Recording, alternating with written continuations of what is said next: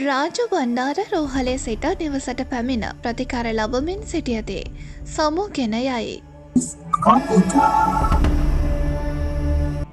ජනප්‍රිය සහ ප්‍රවීණ ගායන ශිල්පී රාජු බණ්ඩාර මහතා මීට පැය කිහිපයකට පෙර ජීවිතෙන් සමුගෙන යනු ලැබුවා. බොහෝ කලක් රෝගීව රෝගම රෝහලේ ප්‍රතිකාර ලබමින් පසුව රාජු බණ්ඩාර මහතා පසුව යම් තරවක සුවයක් ලබා නිවසට රැගෙන වෙත් තිබුණා.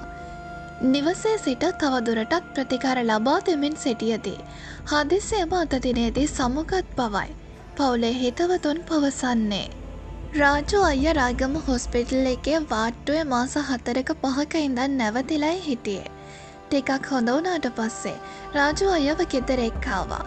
ඒත් අද හිතුවේවත් නැති විදියට අමාරු වෙලා එයා යන්නම ගියා. යනුවෙන් පවසා තිබුණා.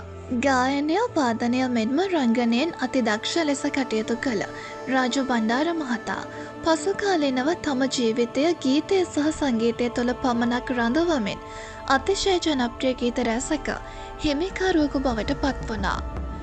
ඔබට නිර්වාණ ශාන්තියම අත් වේවා.